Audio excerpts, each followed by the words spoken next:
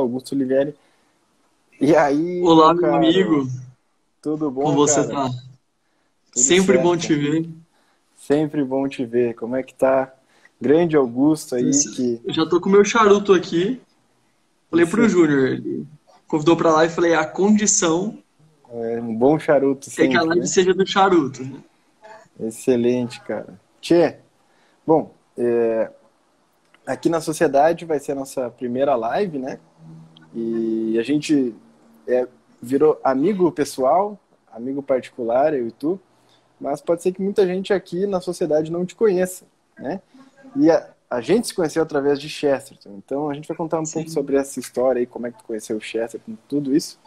Mas eu vou pedir para tu te apresentar nesses primeiros minutinhos aí, já que tem uma biografia, apesar de jovem, uma biografia bem recheada, cheia de coisas, né? Cheia de fatos marcantes e importantes. Então, vou te pedir para tu te apresentar e aí a gente começa a trabalhar, então, o tema, E né, que é a depois, ortodoxia. se quiser se apresentar aqui também, né? Eu imagino que quem me acompanha aqui no perfil já te conheça, mas se não conhecer, vale você se apresentar também. Pois é, a primeira aqui, né? Eu já fiz tantas lives aí com você em contextos e em perfis diferentes, né?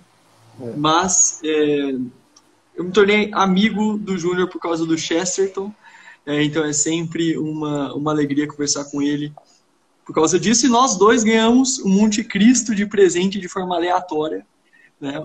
Para quem conhece ali, o grande Monte Cristo, falando sobre o Chesterton também. Então, tem boas coisas que surgem a partir disso. Mas, para quem não me conhece, né, prazer Augusto. Eu sou professor e trabalho também com psicoterapia, voltado principalmente para adultos ali de 20 a 30 anos, voltado para amadurecimento, desenvolvimento da personalidade, autodomínio, sofrimento, etc. É, Passei ali um momento pela faculdade de medicina da UFV, tive algumas mudanças aí longas aí ao longo da vida, e em meio a isso o Chesterton teve mudanças e uma influência enorme em relação à vocação intelectual, em relação ao catolicismo, etc. E hoje em dia, né, acabo trabalhando com cursos presenciais. Hoje em dia, com a pandemia, não é possível fazê-los, com cursos online e com atendimentos. Aí, no meio disso, que eu conheci o Júnior e que a gente faz essas lives por aqui. Mas sem querer me estender muito, né, a gente fez uma live com uns 30 minutos contando, então eu não sabia como que eu pontuava aqui, mas essa aqui é uma breve visão geral. Certo, certo. Bom, eu vou apresentar rapidinho, então. Sou professor de filosofia, trabalho aqui na cidade de Chester, no Brasil também, tenho meu perfil pessoal. E sou pai do José Vitor e do Lorenzo, que está no céu. Sou casado e, graças a Deus, aí tenho exercido um trabalho nas redes sociais com alguns autores, algumas pesquisas, etc. Enfim, o Chesterton aí é o principal deles, né? Desde o começo, juntos aí. Bom, o Augusto, tá? Como é um cara muito humilde, Foi ele não falou uma coisa importante, né? É que ele sempre foi um cara assim campeão, né?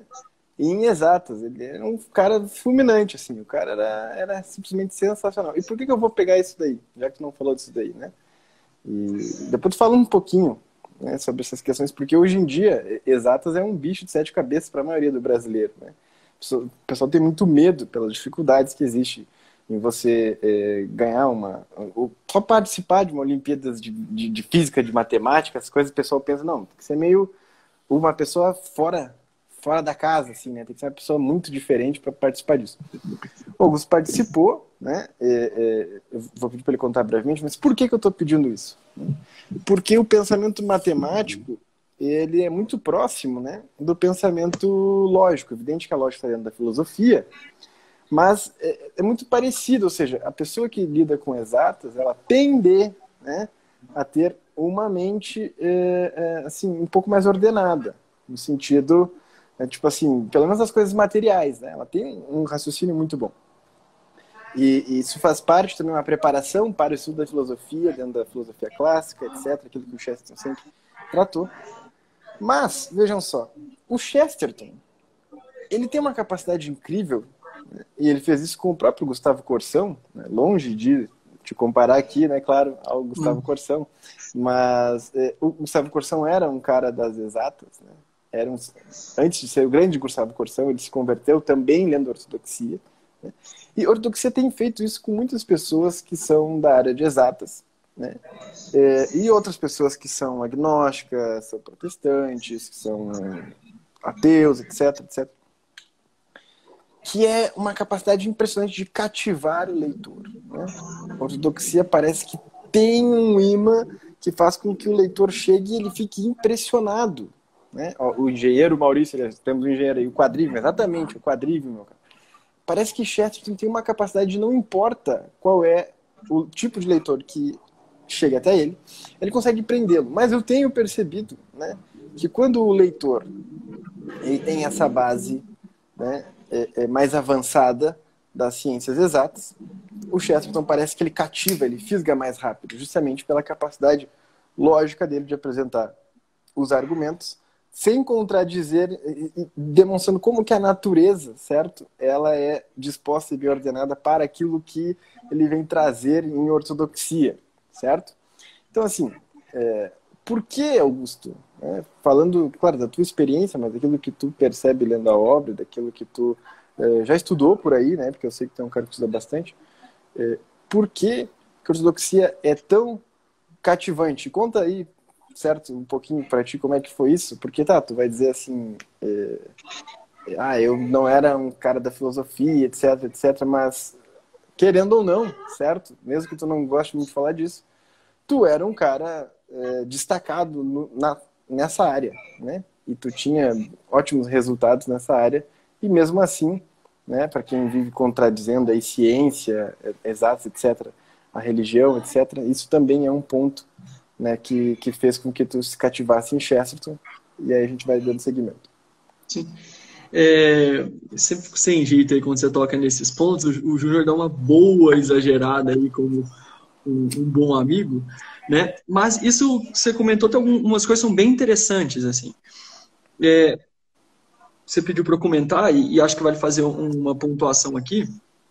Se a gente for olhar do ponto de vista de ensino médio e prova, assim, seguindo a régua que a gente tem de forma geral para estudantes do ensino médio, eu fui um estudante do ensino médio bem sucedido.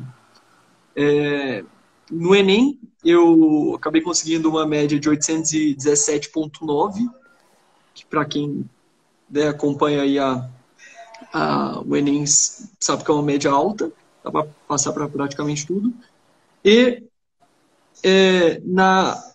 numa Olimpíada Científica, acabei conseguindo um ouro único estadual e um bronze nacional. Mas sabe o que eu aprendi com isso? Que é plenamente possível você ser bom em prova e completamente retardado. Eu comentei isso na outra conversa com você. Assim, é óbvio que eu gosto de falar disso, é legal, pô. Estudei pra caramba ali no ensino médio, comia prova no almoço e no jantar. Só que é perfeitamente possível você ganhar medalha em Olimpíadas de exatas, tirar notas boas no Enem, aprender a fazer prova, e você ser profundamente ignorante em relação àquilo que importa. Então, assim, quem me conheceu assim, antes, me consideraria uma pessoa de exatas. Eu acho que, inclusive, aprendi a fazer provinha ali, eu acho que uma certa antipatia com humanas no colégio até me ajudou um pouco a manter uma sanidade mental ao longo do caminho. Mas quem me conhece hoje em dia, eu consideraria que eu sou mais de humanas. Hoje em dia eu tenho interesse muito maior por outros assuntos. Mas uma coisa que eu queria pontuar, e já engatando no tema da ortodoxia, que eu acho que isso aqui é interessante. Assim, todas as pessoas, cara, independente se é de humanas, se é de exatas, se ela pensou nisso de maneira consciente ou não, tem uma cosmovisão. Todas as pessoas têm uma visão geral de mundo. E todas as pessoas têm concepções profundamente filosóficas. Sejam essas concepções bem fundamentadas ou não. Sejam conscientes ou não. Todo mundo, se você espremer, tem uma certa noção de por que a gente existe. Ou para que a gente está aqui. Qual é o nosso fim. Né? Ainda que seja uma negativa. O universo não tem sentido e o ser humano é inviável. Mas isso não é uma constatação científica. Não é uma constatação matemática, física, química. É uma constatação filosófica. E o que acontece é extremamente fácil a gente se encantar com formulazinhas de exatas, com provas, etc. Ao mesmo tempo que a gente mantém e fomenta uma profunda ignorância filosófica e principalmente religiosa. Como eu já comentei em outras lives, assim, eu era uma pessoa bastante, assim, antirreligiosa. Eu não diria que eu era antirreligiosa, eu diria mais que eu era anticatólico. Porque com todas as religiões eu era, o importante é você se sentir bem. O importante é você se sentir bem. Né? O importante é a sua consciência. Mas quando era o catolicismo, assim, Deus me privou de expor na internet 20% dos absurdos e das ignorâncias, assim, que eu já expus antes. Se eu tivesse exposto 20% disso, para mim já teria sido muito vergonhoso. Eu acabei não falando nada sobre isso aqui, né? E isso eu deixava mais para conversas de bar, para criticar alguns amigos, né? Para fazer piadas ali contra padres, contra a igreja, etc, etc. Né? Absolutamente infundadas, tão boas quanto um estudante de Enem, um estudante de ensino médio, um estudante moderno saberia fazer. Né? Pode falar. Deixa eu fazer um pause, porque nós tínhamos conversado no roteiro, no privado, que tu ia falar da conversão mais pro final, mas tá casando tudo, né, para agora. Então, termina essa tua fala, eu já queria que tu engatasse a seguinte questão. Como que a ortodoxia caiu nas tuas mãos e o que aconteceu? Porque a partir daí a gente vai conseguir trabalhar melhor a obra e vai ter mais sentido dentro da live. Estamos improvisando aqui para melhorar. Não, eu vou comentar aquilo que eu te falei, que uma coisa que a gente não tinha conversado ainda sobre essa ideia, eu estou tentando construir essa clave, porque aí a ortodoxia, a gente consegue entender um pouco, pelo menos do meu ponto de vista, por que é uma máquina de conversões tão interessante. Quando você me colocou lá a primeira pergunta, o que ele tem de tão diferente? Né? O Júnior, assim, a gente nunca faz roteiro nem nada, né? Mas dessa vez ele colocou alguns pontos ali pra gente guiar, e o Júnior me perguntou por que ele é tão poderoso para conversões. Há diferentes formas de responder isso. E eu queria comentar uma aqui, que eu acho que é especialmente interessante. Então, nisso que eu estou falando, é super comum a gente não... Confia que eu vou amarrar. Eu vou chegar onde você tinha me perguntado. É super comum, então, a gente não ter noção dessas coisas. E a gente, então, adquire cosmovisões. Então, por exemplo, a cosmovisão de um ateu, o universo é criado por nada, da aleatoriedade, somos meramente ali uma construção de matéria, uma construção bioquímica, de hormônios, etc, etc, que por acaso a gente está aqui. Uma cosmovisão panteísta, muito diferente. Deus está em tudo, né? A gente abraça a vaca, abraça a árvore, meu Deus, pisou na formiga, que absurdo, né? Uma cosmovisão cristã, né? Ou um agnóstico. São cosmovisões muito diferentes. De forma geral, a gente pega essas cosmovisões como a gente pega gripe. Ficou muito próximo de alguém que tem um pouco mais exacerbada, pum, pegou. Né? E às vezes você não precisa estar consciente para você pegar a gripe. Então chegou ali perto da pessoa, não sabia que ela estava com gripe, às vezes. Sabe aquelas pessoas que ficam doentes assim sempre? Nem percebem, pum, você pegou. Então a gente tem um nível de reflexão sobre essas coisas muito baixo. E como as referências bibliográficas que a gente tem na escola são terríveis de forma geral, e humanas, absolutamente confusas ou rasas, e todas elas tem um ponto ali antirreligioso, especialmente anticatólico, independente se pega Freud, Nietzsche, Foucault, enfim, toda essa turminha, né, Marx. De repente, alguém pega um livro do Chesterton, extremamente bem escrito, com uma genialidade absurda, em que ele fala de religião sem falar de religião. Porque antes de falar de religião, ele tenta falar sobre a modernidade. E para falar sobre a modernidade, ele não fala de um ponto de vista histórico, a modernidade é isso. Ele fala sobre a psicologia da modernidade. Ele fala sobre o modelo de raciocínio. E ele nunca bate de frente. Ele fala, suponhamos que você esteja certo, Júnior. Suponhamos. Vamos ver até onde isso te leva. E ele, de maneira genial, vai te guiando. E talvez pela primeira vez na vida, muitas pessoas são convidadas a pensar de maneira crítica, no sentido belo da palavra, de maneira consciente, sendo guiada por um pensamento super claro, a questionar por que ela acredita nisso. Quais são as bases para ela ter a crença que ela tem? Porque às vezes a gente fala, sou absolutamente contra a religião. Olha, mas a visão que a gente tem hoje em dia de cosmovisão, etc, etc, da modernidade, as pessoas tratam isso imensamente de forma religiosa. Toca em alguma vaca sagrada deles para você ver. Uma coisa terrível. E o Chesterton, de maneira maravilhosa, conduz as pessoas e de repente fala, opa, no mínimo você bota muitas pulgas atrás da orelha.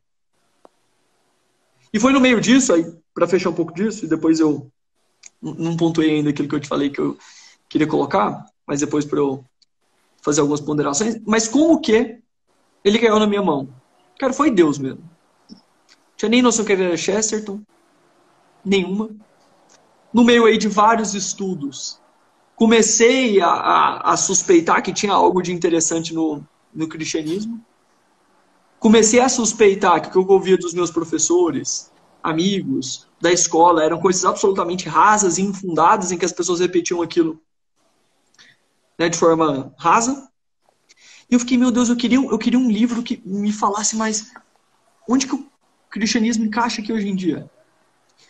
Foi Deus, assim, cara, não faz nenhum sentido eu ter comprado esse livro dessa forma. Eu vi, assim, eu conhecendo meu padrão de compra, tava normal com o computador aberto, abri o Stories do Ícaro de Carvalho, perguntaram para ele qual foi o livro que mais mudou a sua vida. Ele falou Ortodoxia, do Chesterton, não sabia o que era, abri a Amazon e comprei esse livro individualmente. Pá, fechei. De repente esse livro chegou na minha casa, li, fui atropelado por ele, comprei outro. Eu li 13 livros do Chesterton direto, até agora, o Nicole perguntou hoje, eu acho, li 17, se eu não me engano. Me encantei por ele. Ele foi assim, respiros de pensamentos lúcidos, de vida, assim, sabe? E me abriu para um universo. Primeira biografia santo que eu fui ler, Santo Tomás de Aquino com ele, depois São Francisco de Assis.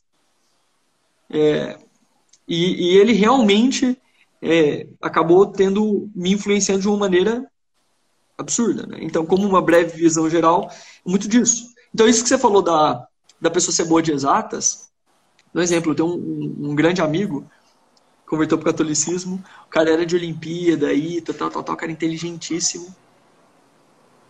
E ele é Augusto. Mas eu acho que a religião, isso não é muito racional.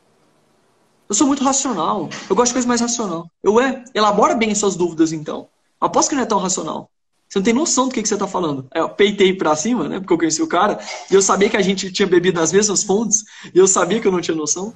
A gente foi conversando. Ele foi lendo algumas coisas. E de repente falou, olha, grande parte do que a gente acha que não é racional é porque a gente tem uma antipatia enorme. A gente não sabe explicar os fundamentos das nossas dúvidas, ou pelo menos expor o ponto de vista do outro sem ser de forma enviesada, etc. E quando o Chesterton apresentei sem ser uma linguagem religiosa, uma linguagem belíssima, pum! A pessoa, ela, sem perceber, de guardas abertas, tem contato com uma visão que antes ela não tinha. Eu acho que esse é um dos principais pontos assim, dele ser tão belo. Até porque, para fechar essa fala, é muito comum, eu até atendi um cara hoje cedo, que me falou isso, sabe, Augusto, você falava muito ortodoxia.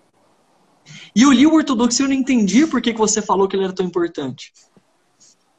E eu parei de ler, mas o ortodoxia me encantou. E até que eu terminei de ler o livro, e eu nunca mais vi o mundo da mesma forma. Então, assim, tem uma mágica nele, né? E eu sou muito feliz dele ter feito o que ele fez.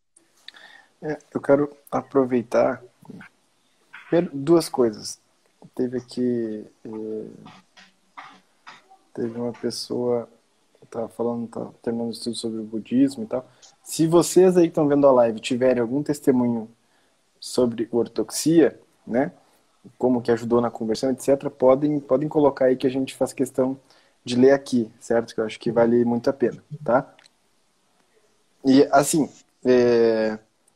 dando um contexto, né, para que as pessoas entendam como foi lançado a ortodoxia. O Chesterton estreia como escritor ali mais ou menos por 1901, 1902, né? E ele lançou algumas obras, né, como O Defensor, Doze Tipos, etc., onde ele despontava como um escritor, né? Ele trabalhava num jornal, numa editora, e trabalhava com revisão, basicamente, de texto, né? E, assim, ele não era formado, não tinha nada, mas ele tinha uma capacidade incrível para escrever, desde o período da escola, né? Apesar de que na escola o Chesterton era um tanto anticatólico, tinha um certo preconceito, até pela atmosfera inglesa, né? Pela corrente da época. E, assim, o Chesterton, quando ele começa a trabalhar nessa editora, ele começa a ler muita coisa, muita coisa. E como ele já tinha um talento para escrever, e ele começa a praticar, né, exercer esse talento, ele logo chama a atenção dos seus redatores, editores, etc., chefes, né?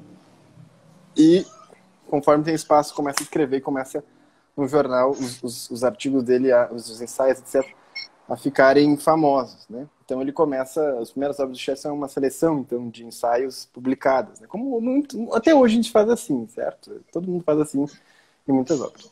Então, quando o Chesterton começou a escrever, ele escrevia sobre tudo quanto é assunto, mas ele não entrava nas questões do cristianismo, certo? Ele já estava se convertendo, ele havia conhecido a sua esposa, né, no final do século XX, e ele estava em processo, então, de conversão quando conheceu ela. Aí ele se converte ao anglicanismo, né? E, basicamente, mas era um anglicanismo meio anglo-católico, uma coisa meio diferente ali, né? Ele segue muito a linha do movimento de Oxford, tem uma aproximação muito grande, né? Logo, quando ele começa a ter uma vida literária pública, né?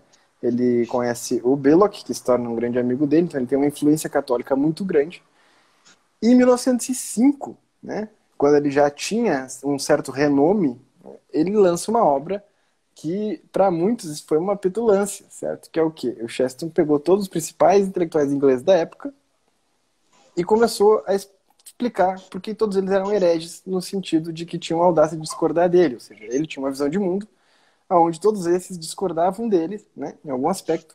Evidente que ele está fazendo ali uma brincadeira, uma espécie de metáfora, mas, assim, mais do que isso, né, ele estava querendo mostrar o quanto que as ideias, as raízes das ideias dessas pessoas estavam erradas, e ele faz um livro chamado Hereges, né, que destrói esses caras, os deixa, né, assim, alguns bravos, outros impressionados, outros com diversas outras reações. Mas o impressionante nisso foi que quando o Chesterton fez isso em 1905, né, ele não fez nenhuma crítica ao catolicismo, muito pela influência do Belloc, de alguns sacerdotes que ele estava conhecendo. E quando o Chesterton lança o livro, faz a crítica, etc., as pessoas começam, então, esses ingleses intelectuais, né, começam a rebatê-lo, começam a ter vários debates. Antes, existia uma série de debates com o Blatchford, né, que foi uma série de conferências, um contra o outro, que fez surgir o herege, se não me engano. E começou uma pressão gigantesca, né, para que o Chesterton, já que ele gostava tanto de criticar os outros, certo, lançasse a obra sobre aquilo que ele pensava, para que ele pudesse ser criticado também, né? Então, quando isso foi feito, o Chesterton começou a escrever o livro, escreveu muito rápido até, mas ele já tinha a ideia de ter uma continuação do Hereges, para que ele pudesse explicar. Mas foi assim, a grande estreia dele, que em Hereges aconteceu, a estreia cristã dele, né, ou seja, quando ele se coloca como um defensor do cristianismo, fez com que ele necessariamente não ficasse só, digamos assim, no lado negativo da coisa, só criticando os outros, mas que ele apresentasse os argumentos, as razões, né, que o faziam, então, pensar como ele pensava. E o mais interessante nisso é que, e é isso que eu acho importante, é que o Chesterton, ele tinha uma capacidade de perceber isso que tu estava falando, que as raízes, então, dos pensadores, né, as raízes dos argumentos, todas elas tinham princípios desordenados, maus, né, ilógicos, princípios que não estavam de acordo com a realidade, e faziam com que, levadas até as últimas consequências, né, levadas até o absurdo, o ad absurdum, né, ou seja, levados até o último grau, eles mostrariam, então, que aquilo ali não fazia sentido algum. Então, o Chesterton sempre fez isso para escrever nos seus livros, sempre, o tempo todo. mas a ortodoxia ele começa a apresentar, então, quais seriam as raízes, né, corretas, certo? Ou seja, quais seriam, então, as ideias corretas. E ali você tem uma questão de psicologia, uma questão de ética, uma questão assim, de epistemologia. Tem várias questões ali dentro da ortodoxia que começam a brotar, né? E parece bagunçado, certo? Num primeiro momento, para um leitor desatento. Ou seja, parece algo, não, ele está ali escrevendo um monte de coisa, tudo meio solto, né? Mas se você for seguindo a obra, você vai perceber que o Chesterton quer levar você da loucura moderna, ele pega o engate, né, desses problemas, até, então, uma linha de pensamento que traga você para mais próximo daquilo que é real, daquilo que é a vida de fato, e que tem total relação com o cristianismo. Certo? Eu não sei se você quer comentar mais alguma coisa sobre ortodoxia. Pode pegar o gancho. Nesse mundo mesmo. Perfeito. Então, quando é um livro brilhante. Assim, escreve o livro em 1908, você lê de uma atualidade absurda. Absurda, assim. Deixa eu pegar aqui belo uma versão da Eclésia. De ver como ele faz aquilo. Então, Exato. Tem gente que fala, eu não sei se fala, mas é pensar, né? Você indica muito ortodoxia. Olha, mas tem gente que decide ler depois a 20ª indicação, né? Então, assim, quando a coisa é boa, eu não vou parar de indicar por quê, né? Aí o povo fica grato depois. Mas o livro é muito bom. Só que tem um eu queria pontuar... Pode. Oi, pode falar? Não. Pontua que a gente segue aqui. Não pode falar. Minha pontuação não era tão curtinha, não. Pode falar. Não, beleza. Não, eu só ia encerrar falando que tem uma parte muito importante no livro, né? Que é o capítulo 5, que é os paradoxos, certo? Do cristianismo, né? Onde isso foi essencial para a própria conversão do Chesterton. E tem uma coisa interessante que a gente vai falar na parte final, que é o catolicismo de ortodoxia, né? Que ele não era católico, oficialmente, mas o livro é extremamente católico, então isso é muito interessante. Mas uma das coisas que fez o Chesterton se converter, né, num primeiro momento, a conversão do Chesterton, como é uma conversão intelectual, ela vai sendo gradual, vai sendo bem aos poucos mesmo, foi ver os paradoxos da vida.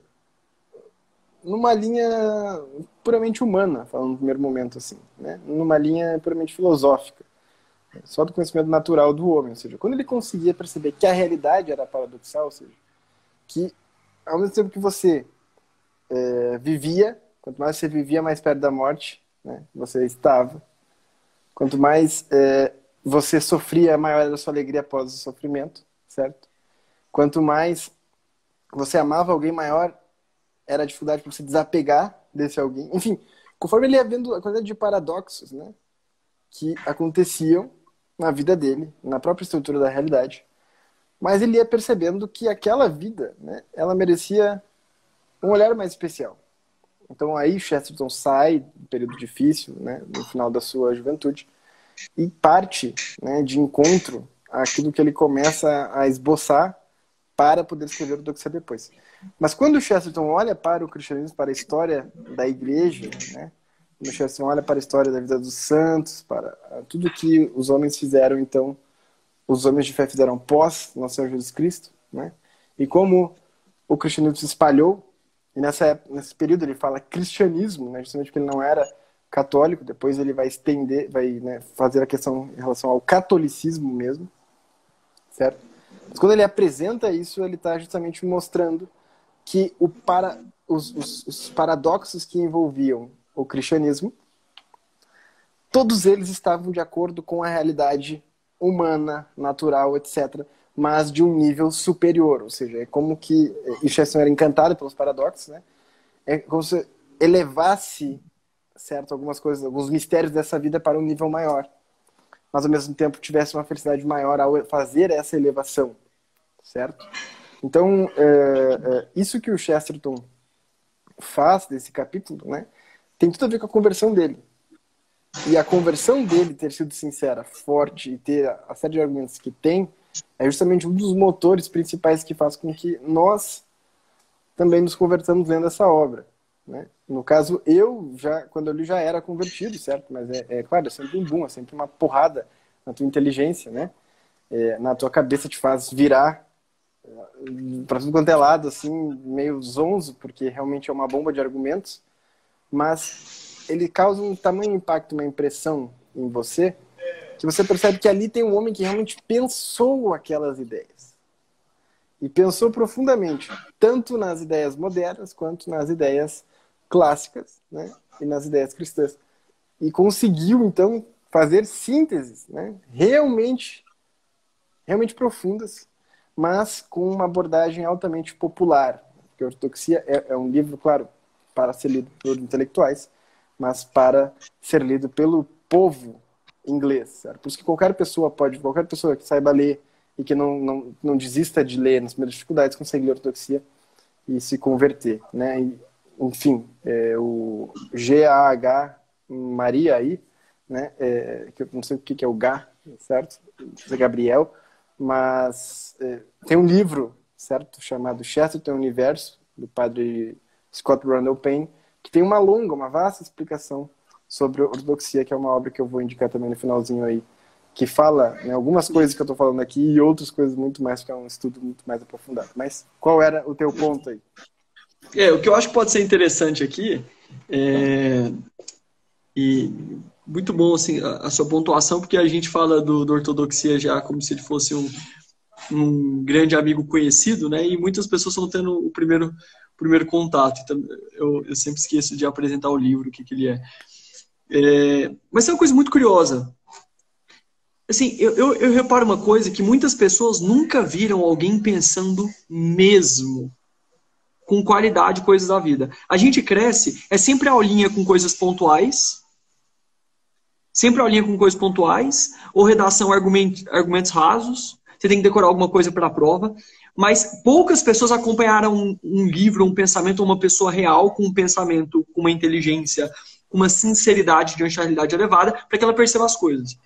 E aqui, eu quero pontuar uma coisa que tem a ver com fé,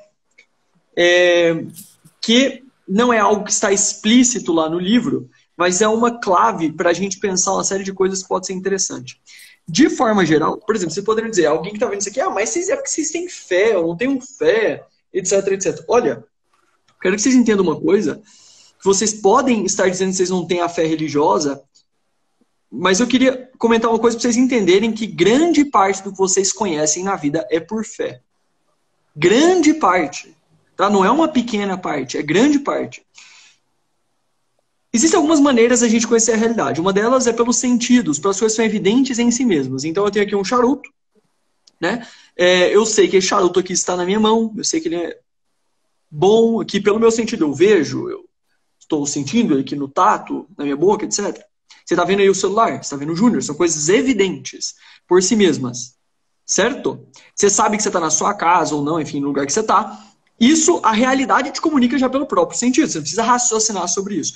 Há outro tipo de coisa que você pode saber pela inteligência. Você consegue chegar pela inteligência e não pelos sentidos, que 2 mais 2 é 4.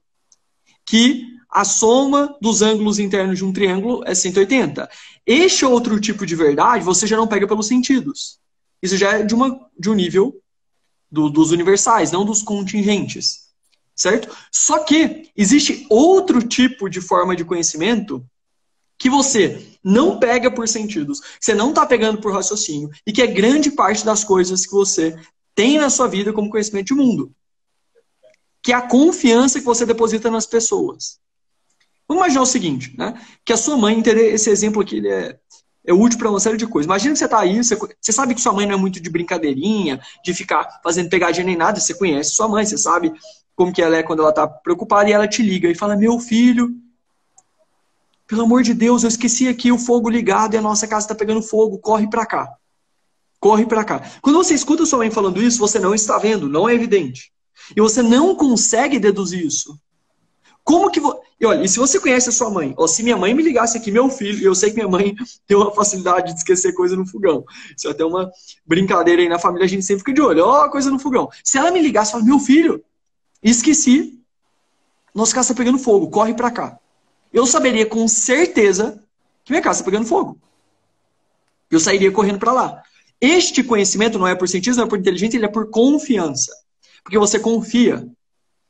E existe uma série de coisas na vida, que são a maioria delas, que nós sabemos por confiança. E a raiz da palavra confiança, do latim, é confidere. E esse fidere vem de fé. Então você deposita fé na pessoa. E é neste sentido que a gente diz que fé é o conhecimento daquilo que não se vê.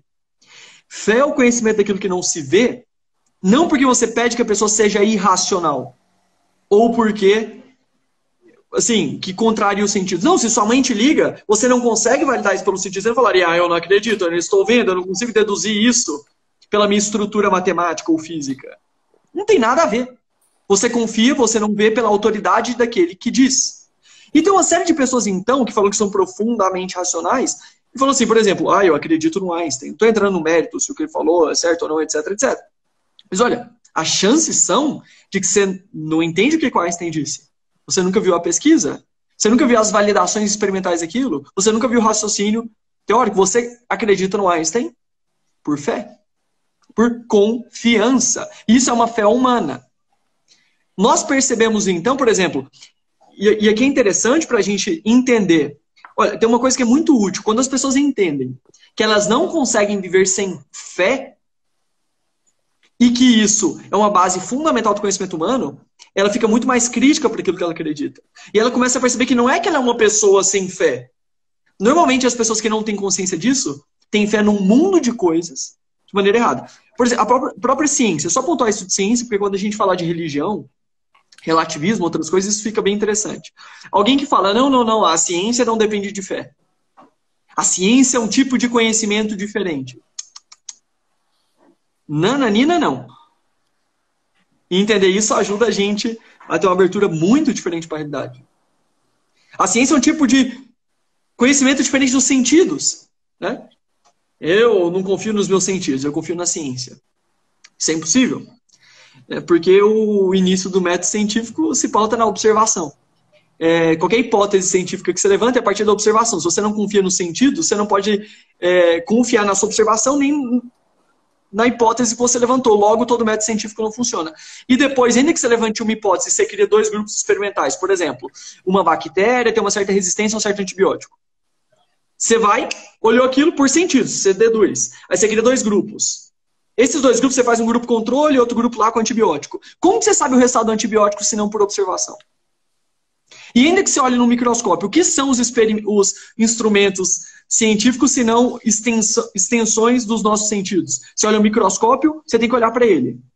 E se você olha uma planilha, você tem que olhar para ela. E depois você vai, através dos cálculos, ver a razoabilidade daquilo, né? O intervalo de confiança para você afirmar que aquilo é aquilo. Só que tem um problema. O método científico depende aqui dos sentidos. Vai depender da sua confiança nas exatas, nesse raciocínio abstrato. Só que o método científico depende profundamente de fé. Fé humana. Por quê? Em última instância, como que você sabe que uma pesquisa é verdadeira? Você não sabe porque o papel aceita qualquer coisa. Por isso que é uma regra fundamental do método científico que ele seja plenamente descritivo de como foi feito, que ele seja replicável. Porque, em última instância, lá no fundo do seu coração, você não precisa nem ser tão inteligente, você percebe, podem mentir esse dado aqui, hein? Como que eu sei? Se eu fizer de novo. Porque aí eu testo com os meus sentidos. E é justamente por causa disso, para fechar esse quadro, e aí quando a gente fala de religião, as coisas ficam muito mais claras, justamente por isso que por mais que o método científico, que os instrumentos sejam relevantes e que os cientistas sejam gabaritados, qual que é uma coisa que a gente valoriza na pesquisa? A credibilidade da revista. Pum, fé humana. Porque você sabe que no fundo, você não consegue saber o que é aquilo. Então, você fala, este artigo é de nota sei lá o quê, é de revista sei lá o quê. Você fala, olha, eu não consigo verificar. Então eu tenho que confiar naqueles que disseram. E qualquer pessoa minimamente sã que passou por esses últimos meses que passamos, ficaram, no mínimo, curiosas sobre a validade do método científico. Por exemplo, a Lancet mesmo. Soltaram aquela pesquisa de 96 mil pessoas que tomaram um certo remédio que eu não posso falar o nome. E depois descobriram... Olha, meu sogro... Júnior, se liga, eu tava aqui, ó, nessa mesa aqui, eu tô na casa da Nicole, a Nicole tá ali, fazendo a janta, e meu sogro, cardiologista, ele leu a pesquisa que saiu na Lancet e falou assim, Augusto, essa pesquisa está muito mal feita. Tá estranho isso. Tá estranho. Sabe aquele médico raizão, assim? O cara de campo de batalha. Ele cheirou. Isso aqui tá estranho. Eu não entendia nada daquilo. Eu falei, às vezes ele tá errado, né? Pode ser. Tá na pesquisa. De repente, sai o resultado. Aquela pesquisa foi fraudada. Ele não conseguia saber que estava fraudada. Ele sabia que estava estranha. Mas os dados que colocaram lá foram falsos. E esse foi um dos maiores escândalos da história da medicina. O MS retratou, etc, etc. Você falou, olha, como que você sabe aquilo? Por fé humana. Então, qual que é a quantidade de coisas que a gente sabe puramente por fé humana e não por raciocínio de deduções? Inúmeras. Inúmeras. Quantas coisinhas você tem no seu ouvido que você escutou de professor ali de Enem? O professor falou aquilo. Você não foi atrás? Olha, você não consegue entrar num ônibus sem fé humana. Quando você entra lá e fala, indo para tal lugar. Nada te garante que ele não pode te sequestrar. E que ele está errado. É assim que o 171, os golpistas fazem. Usam da sua benevolência, da sua ingenuidade, passa sinais de confiança para você ir atrás, para você confiar e te enganam. Então, assim, qualquer pessoa que diz, não, isso é um assunto de fé, eu só acredito no que eu vejo. Qualquer pessoa que diz isso, ela está profundamente ignorante em relação à própria vida dela. Porque se ela for entender mesmo, assim, se ela for pensar mesmo, grande parte das coisas que ela sabe por biologia, por física, por matemática, etc, etc, ou ela não fez a demonstração inteira, ou ela não viu a pesquisa. E isso é fundamental para a pessoa botar a pulga atrás da orelha e falar, olha, na verdade não é que você é uma pessoa sem fé. Você é uma pessoa com fé demais. Às vezes em coisas que não mereciam. Absurdo. E é justamente aí que o Chester e uma série de outras pessoas contribuíram para a minha vida. Não por me induzir uma fé sem questionar, mas justamente por passar a ser mais crítico. Por começar a falar, peraí, início de conversa, não tem como as religiões serem todas iguais. Elas podem ser todas falsas, porque elas são contraditórias. Será que tem alguma? E você começa então a olhar as evidências.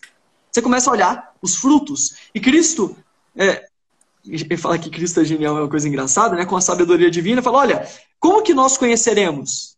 Ele fala, vocês conhecerão pelos argumentos complicados? Não.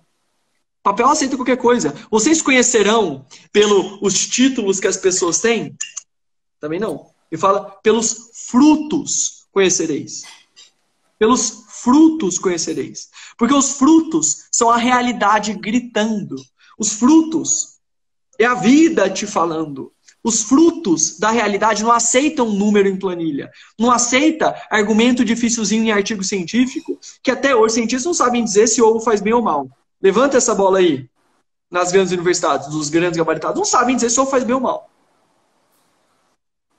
Com isso, e só a partir desta clave, que a gente consegue, então, ter uma conversa séria sobre religião.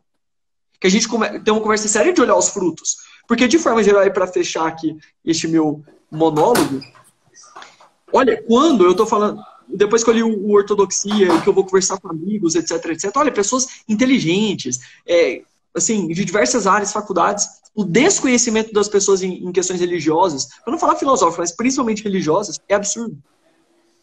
As pessoas, olha, qualquer pessoa que estudar direitinho, 2 meses aí, Chesterton, Padre Paulo, alguma coisa, 2 meses, você refuta 99,9% de todos os contra-argumentos aí de universitários. Tudo muito raso. Independente de ser ateu, agnóstico, sei lá, qualquer coisa. Porque as pessoas estão pensando com a barriga. Elas não param. Tem gente que sabe fazer isso. Fez sentido isso que eu falei? Porque, cara, pensar nisso aqui mudou, assim, completamente minha maneira de ver as coisas. Fez sentido? Não, faz total sentido. Tem uma coisa que é muito importante nessa questão, que é o seguinte, né? E aqui eu vou tentar... Eu não sei se essa live fica mais que 1 hora. Então, se não ficar mais que 1 hora, a gente tem que acabar em 1 hora, basicamente. Mas eu vou tentar encerrar isso e levar para a parte final, que é basicamente o seguinte.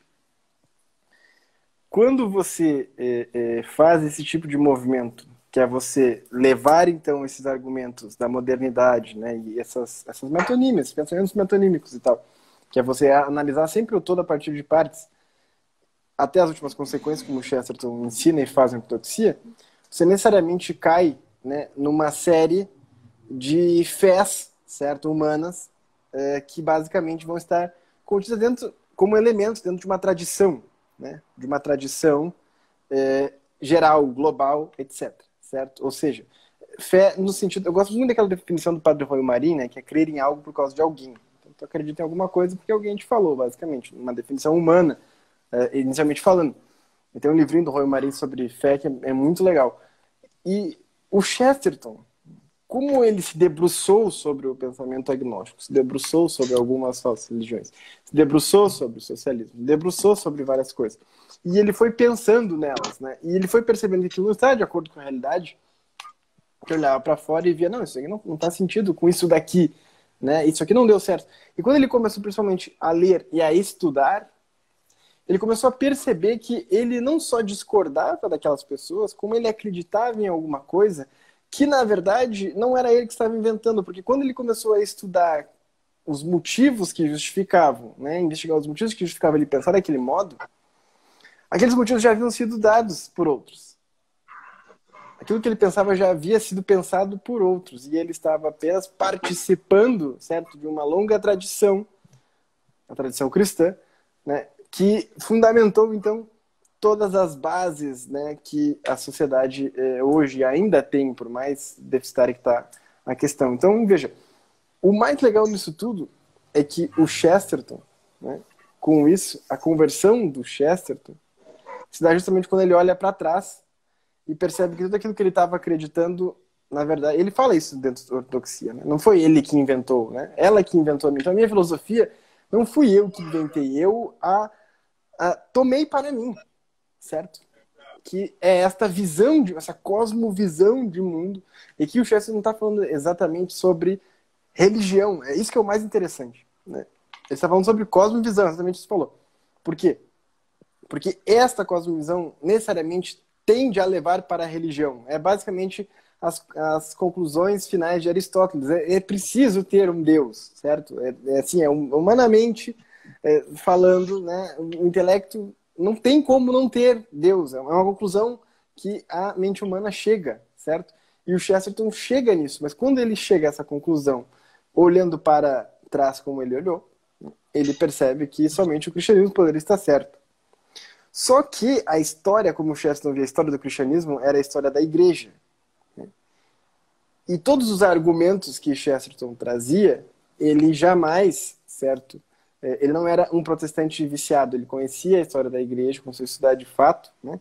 E ele começava, então, sempre seus argumentos partindo da verdade histórica. E quanto mais ele estudava as verdades históricas, mais ele percebia que, por mais paradoxal que fosse, a igreja fazia sentido como portadora dessa verdade. Então, a ortodoxia é uma obra, né, que ela leva muitos à conversão ao cristianismo em si mesmo, né? Tanto é que tem editoras católicas, protestantes que editam.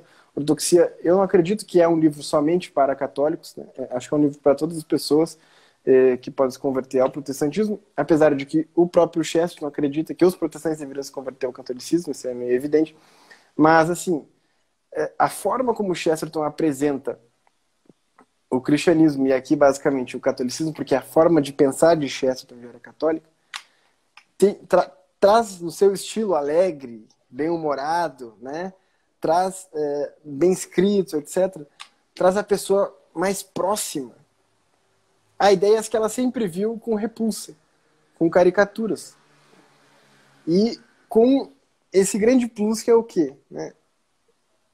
Um homem que sabe pensar e que te leva a pensar, olha, será que você pensou bem sobre o que você acredita e pensou bem sobre o que você detesta? A ortodoxia faz isso com a mente da pessoa, ela inverte. Né? Olha, talvez toda essa sua ojeriza, né, a igreja, o cristianismo, deva ser direcionada justamente para os inimigos da igreja. Por quê? Porque se os inimigos da igreja estivessem certo, e é isso que ele vai falar, eu não lembro se ele fala isso na ortodoxia, mas ele vai falar em outras obras, né? Olha, não tem como todos os inimigos da igreja estarem certos. Né? porque eles acusam ela de tudo. Então é o seguinte, ou eles estão errados, e logo eu preciso estudar melhor ela, ou se eles acham que estão certos, então essa igreja tem que ser muito milagrosa, porque não faz sentido ela ficar de pé. Se ela faz tudo errado em todos os tempos, em todos os momentos, a todo instante. Então, isso que o Chesterton também faz, esse movimento que é o quê? Pensando, levando a sério os inimigos da igreja, levando a sério os modernos, né? Você logo percebe que você não tem que os levar a sério. Você tem que se voltar para esse patrimônio, essa tradição, que é a ortodoxia. E que, né, na forma como o Chester escreveu, do jeito que o Chester escreveu, aqui eu tenho uma versão em inglês ali também, em uma outra editora americana, mas essa foi a versão que eu li a primeira vez, que é a ortodoxia, pela Eclésia, né? A gente está editando da sociedade a nossa própria versão, o pessoal perguntou aí, deve sair para junho, né? Deu alguns atrasos aí, mas vejam, basicamente, ortodoxia não tem críticas ao catolicismo, porque o Chesterton já pensava como um católico. Então, a tendência geral é que, ao ler ortodoxia, você se aproxime da Igreja Católica, porque a cosmovisão, as bases, né, a criação do pensamento, a estrutura de argumentação, a tradição que envolvia os argumentos, então, de Chesterton e ortodoxia, são todas, né, compostas principalmente na história antiga e medieval, né, que traçou as bases, né, do Ocidente, etc.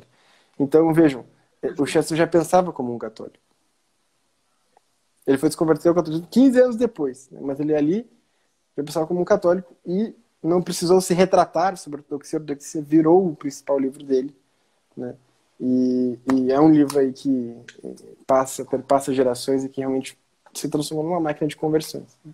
Então, não é só tu que eu vejo que lê a ortodoxia que se converte, certo? Pessoas inteligentes, qualquer tipo de pessoa, de idade, etc., que leva Chesterton a sério. Citei aqui no começo lá Gustavo Corsão, né, que foi um que leu Chesterton e se converteu. Qualquer pessoa minimamente honesta intelectualmente que lê a Chesterton fica balançada. E tende a olhar a igreja de um outro modo. Quem converte balança muito. Exatamente. Exatamente. Mas assim, umas considerações finais para tu falar aí. Depois eu vou pedir para tu ficar na linha, que eu vou querer te ligar no privado só para conversar um pouquinho mais. Mas considerações finais, né, sobre essa máquina de conversões e que dica tu daria então para quem quer ler ou já leu ortodoxia, mas não entendeu bem? Para quem não leu, leia. Assim, sério, só confia. Assim. Leia, nem que seja para tentar falar mal depois, assim, por cultura, entendeu? Pra você estar numa roda assim, não ficar sendo um cara que tá... Eu sei ortodoxia, não gostei, entendeu? Leia nem que seja para isso, né? E leia com uma disposição de olhar realmente a realidade de forma sincera, né? Olha, se você achar a ortodoxia estranho, eu posso te dizer que eu discordei dele inteiro, assim, na medida que eu li. Só que a realidade, ela fala com um tom maior, diferente, que toca no fundo da sua alma. Sério, eu fui realmente... As críticas dele aí, foi como se fosse pra mim, assim.